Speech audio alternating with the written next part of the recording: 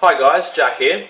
In this video we're covering functions. So we're introducing functions and then covering fog and golf questions, finding the inverse, sketching the inverse, and then finishing off with domain and range with some exam type questions. So the times are in red, so feel free to skip to that question.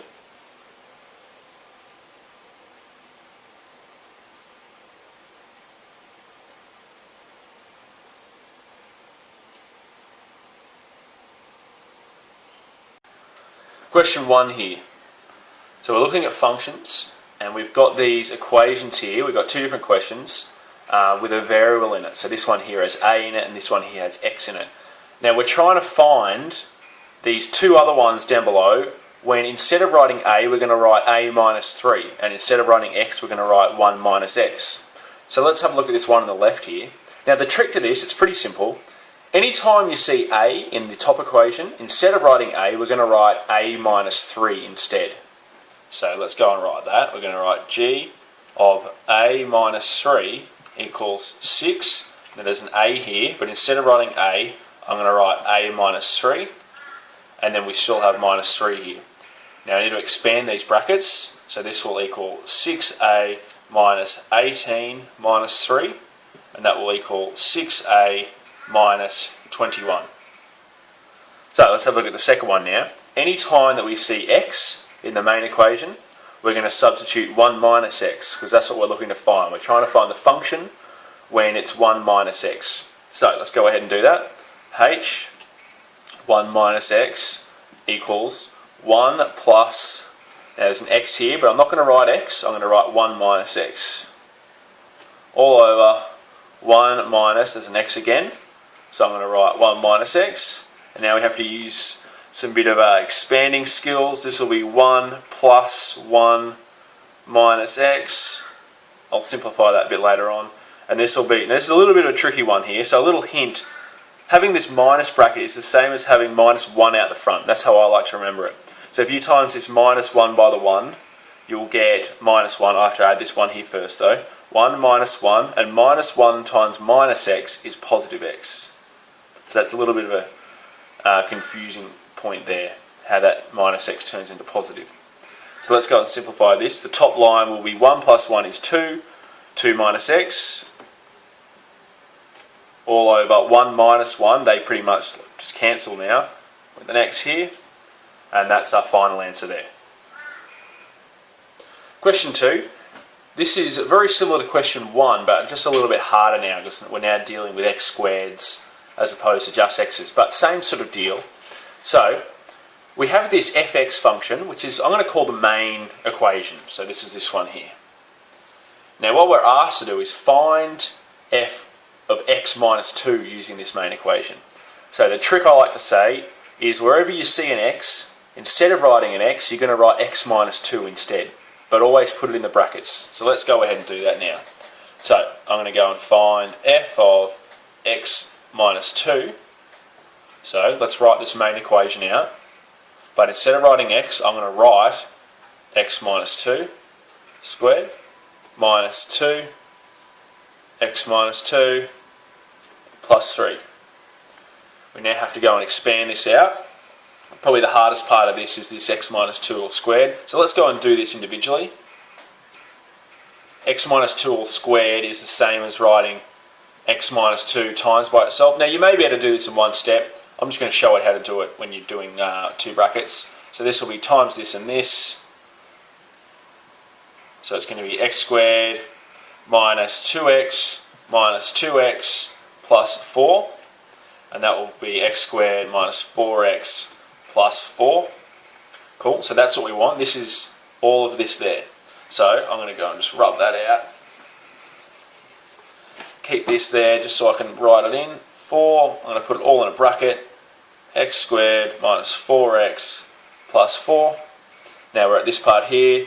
Minus 2. I'm not going to expand them yet. Next line. Plus 3. Now I've got that there so I can rub that out. Let's go and expand this now. So I need to times 4 by all of these terms. So this will be 4x squared minus 16x plus 16. Now let's expand this bracket here. So it's going to be minus 2x plus 4, because minus 2 times the minus 2, plus 3. Now let's go and group ahead like terms. We only have x squared here. Let's look at the x's now. We have minus 16x minus 2x. That's going to be minus 18x. And let's look at just the numbers now. 16 plus 4 is 20, plus 3 is 23. And there we go, that's our answer. Question 3. We're looking at fog and goth. You've probably heard this in class, and it probably sounds a little bit more difficult than what it actually is. So I'm going to show you an easy way to actually go ahead and solve these fog and goth questions. So the actual question says find the conversant function defined by f of g x. Now that sounds really tricky. It's actually not that bad. So we're given two equations here, f of x equals 3x plus 5 and gx equals 2 plus x squared. Now here's the trick. Whatever is closest to the x, so in this case is g, you're going to put that inside the furthest letter, which is f. Now what does inside mean? The furthest is f, so wherever you see the x, you're going to put all of g inside it. So let's go ahead and do that now.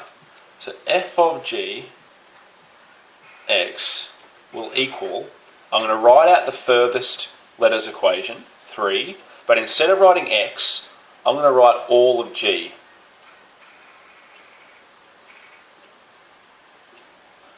And then finish off this equation here. Now that's all it is. So let's go and expand this bracket now. 2 times 3 is 6 plus 3x squared plus 5. I'm going to put the 3x squared first plus and add 6 and 5 to get 11. And that's our answer there. Now if it was g of f, it would be the opposite. You would put all of f in g. So I'm going to just do the first line here. I'm not going to go ahead and solve it. That will be 2 plus, and what is f?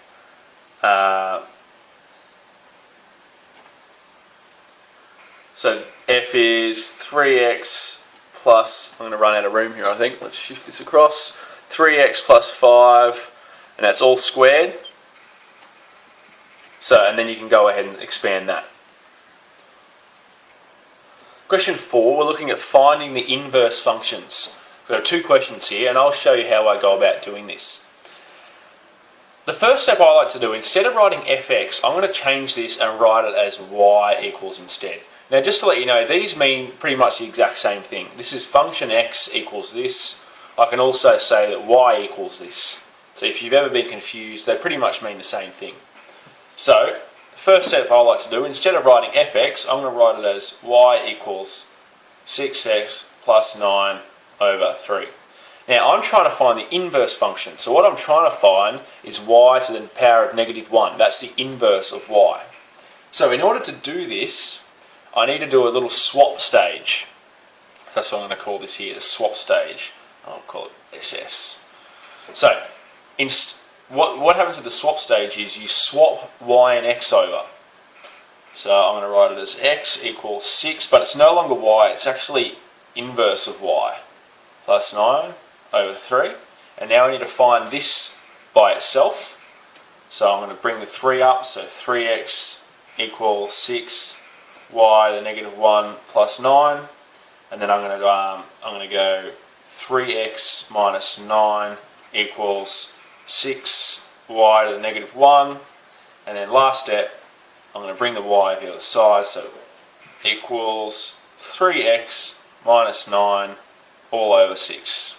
And that can also actually be simplified down to, I'm going to run out of room here, I'll just put it over here. Y to the negative 1 equals x minus 3 over 2. So I've just divided every term by 3. And that's my answer there. So let's have a go at the second one now. We've got, instead of writing gx, I'm going to write it as y equals 4x to the 3 plus 5. Now, I need to do this swap stage. So I'm going to write it as x equals 4, y to the negative 1 plus 5. And this is actually all cubed. And now I'm going to isolate this term here, so I'm going to bring the 5 across, so x minus 5 equals 4y to the power of 3, inverse of y. I'm going to bring this 4 underneath.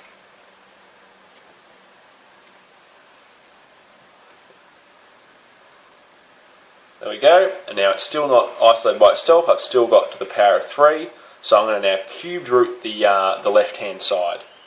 So y to the power of minus 1, or the inverse y, equals the cubed root of x minus 5 over 4. Now, I've just had a look at both of these two. We've got the right answer, but it's not fully complete. What we need to do, we need to actually bring it back. See how we change fx to y and we change gx to y? We need to actually put it back into terms of fx. Now, the inverse of fx is actually f to the minus 1 of x. So, I'm just going to rub out this line of working. Bring my answer up. We had y to the negative 1 equals x minus 3 over 2. That's not the final answer. I need to put it back into the correct form. So it's going to be like this. And that there is my final answer. So going back to this one here, I'm just going to rub out all this working here. Just get some room, bring this up. So my final answer is actually going to be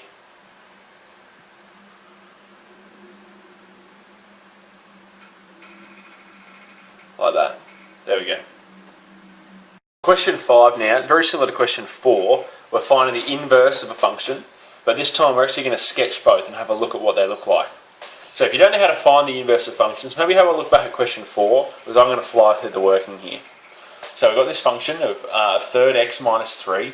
First step is to write it as y equals a third x minus 3. And then we do the swap here to find the inverse. So instead of writing y, I'm going to write x equals a third of the inverse of y minus 3. Get y to the power of minus 1 by itself. So x plus 3 equals a third of the inverse of y. I'm going to times every term by 3 to get rid of this third here. So 3x plus 9 equals, there we go, the inverse of y. But I also need to write this back in the correct terms of inverse function equals 3x plus 9. So let's go and have a look at what this actually looks like in a sketch. I'm going to do a very rough sketch here. I'm not going to find all the intercepts. Let's do the inverse first. We know that the y-intercept is 9, so I'm going to put it as, I'm going to put all this in red.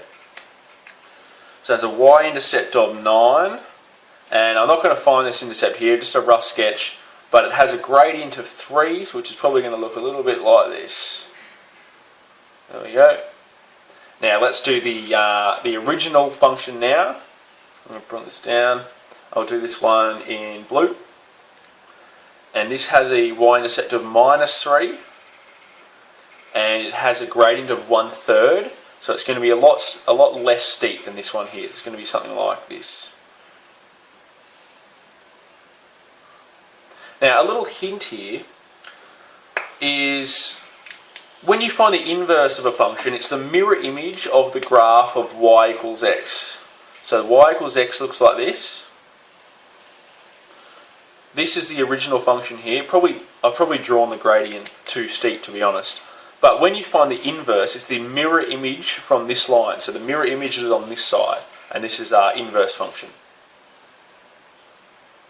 So question 6, we're looking at sketching the inverse. So we're going to be given a graph, and then we need to be able to sketch the inverse of that graph. So a couple of things I want to start with here. The inverse will be a mirror image of the graph of y equals x. So this graph here that I'm dotting is y equals x. And also down the other side as well, obviously. So when you do the inverse, it's going to be the mirror image. So sometimes that's very easy to see. So let's say that I had a graph, I'm going to change colour here. Let's say I had a graph looking like this, and the mirror image on y equals x will just be like that. It's like it's been flipped. Sometimes though it's not as easy to see. So this one here might be a little bit more difficult. So I'm going to teach you a little trick on how to do sketching the inverse. And this works especially for straight lines. So we have these two coordinate points. When you want to then go and sketch the inverse, just flip the coordinate points. So for this one here, if I flip this, what I mean is 0, 4 will become 4, 0, and minus 1, 0, when I flip it, will become 0, minus 1. So you're changing the x and y's. Now these two coordinate points are two coordinates for my inverse function. So let's go and put these in. 4 and 0 is something down here. So I've written that there, I can now go and rub that out. And 0 minus 1 is going to be somewhere down here. I might actually do this on the other side, otherwise the line will go through it. I'll actually write down here, so 0 minus 1. So now I've got my two coordinate points, and we know it's pretty simple there because it's a straight line, we just connect. And this will go all the way through like that. Lines are a bit wonky, but you probably get the idea. Question 7, we're looking at these two words, domain and range. Now, for starters, let's call domain x values. It's a fancy word for x values. Let's call range y values. Okay, so now we've cleared that up. Now, what are we asked to find? We're asked to find the x values and y values of these graphs. So basically this says find all the possible x values and y values of these graphs. So looking at this first one here, if we extended this this graph here in blue all the way to infinity, let's say we don't stop it. What are all the possible x values and what are all the possible y values? Let's deal with the x values first. If I extended this up and up and up and up and up, up and up all the way, and on the negative sign as well, there's no limitations. It's going to go to x equals infinity and it's going to go to x equals minus infinity. So we can write this as x to infinity, let's say. That would be correct. And x to minus infinity, let's say. And that would also be correct. Now the way that we like to write it in math terms is this. X is an element of all real numbers. So that's how we like to write it. So x is all the numbers between negative infinity and infinity. So this is the domain. Now let's have a look at the y values now. It's not the same as the domain because the graph goes down, hits y equals 1, and then starts increasing again. So it doesn't go to negative infinity. It goes, let's say, y to positive infinity, because it would continue up, but it only goes y to 1. It doesn't go any lower than that. So the range would be, this is how we'd write it, y is greater or equal to 1. This is the symbol for greater or equal than. So this is our range there. That's how we like to write that. Now let's have a look at the one on the right now. We've got a couple of interesting things here. I've drawn these dotted red lines. They indicate what's called the asymptotes. Now what an asymptote is this graph in blue will go up, go up, go up to get closer to negative 3, get closer to negative 3, but never actually exists at negative 3. And that's because you're dividing by 0 at a certain point, but you'll probably deal with that later. But what I want you to get out of this is these dotted lines are called asymptotes. The graph never actually exists at these lines. So this graph goes towards x equals minus 3, does never actually exist, but then exists slightly on the other side of it. So I can write it as x is an element of all real numbers, but x does not equal minus 3. And this is my domain. The range now is very similar. The range exists for all y values, because it goes up near infinity, it goes down near minus infinity. But y does not exist at 2. It never actually exists at y equals 2. It's very close here, it's very close here, but it actually asymptotes around y equals 2. It never exists there. Question 8. Now we're doing some exam questions here, and it's Jack here, by the way. I'm taking over. for the exam questions. Okay, here's a classic exam question. The functions f and g, which are given, are defined as, okay, we have an fx equals 3x and we have a gx equals x plus 2. So already before even reading the question, I know there's going to be some sort of maybe fog and goff here because they've given us both. And in A, yes, it says find fog of x. Okay, so we've done this fog and goff in an earlier question in this video, but just for recap, I like to find this as, let's put g of x, or whatever the one that's closest to the x, we want to put g of x into f. So g of x is x plus 2, and we want to put x plus 2 in for x here. So let's go ahead and solve this. Let's go fog, this will be fog of x will equal, now gx here is x plus 2, so we want to put x plus 2 in every time we see an x here. So let's go 3, and instead of writing x, I'm going to put x plus 2, because we've fogged it. And we can go fog of x, and all we have to do now is expand this bracket, so it's going to be 3x plus 6. So there's our answer, pretty easy. Part A, done. Okay, part 2. Part B, we want to show that, now this f to the little power of -1, remember that's the inverse of f. And if we get the inverse of f, and then we substitute in 12 for whatever x is, and we add to the inverse of g with 12, let's see if we can get the answer of 14. So the first thing first, we need to find the inverse of f and g. Okay, so fx equals 3x. Now I like to rewrite this as y equals 3x, because to get the inverse, we can swap the x and y. X equals 3y, and we need to get y by itself. So we can go y equals x on 3. But once we get this y, it turns into to the power of -1. So you could have put the -1 here, but I like to sort of finish it and then make sure, because we did that flip thing, has to be the inverse of y. Which then turns into, might fit at the bottom there, I should rub this out because this is the right answer, but we can rewrite y to the power of -1 as f to the -1 x. Okay, now I'm actually going to go straight ahead. If we have time at the bottom, yep, I'm actually going to straight ahead solve. Well, what would f, inverse of f, 12 equal? Well, we can end up just putting 12 in for x, of what we found the inverse function. And 12 divided by 3, well, that's just 4. So we've already found our first answer. So let's find our second answer here, and let's see if it all adds up to equal 14. So I'm going to write g of x equals x plus 2. I'm going to rewrite this g of x as y, just so I can do that flip step. Now, we flip the x and y's, so x equals y plus 2, so that we can go x minus 2 equals y. But because we did this flip and we finally got our answer, we have to make sure that that's the inverse of y. So we found the inverse of y, which I'm just going to rewrite now as the inverse of -1 up there, g of x. And if we wanted to put in 12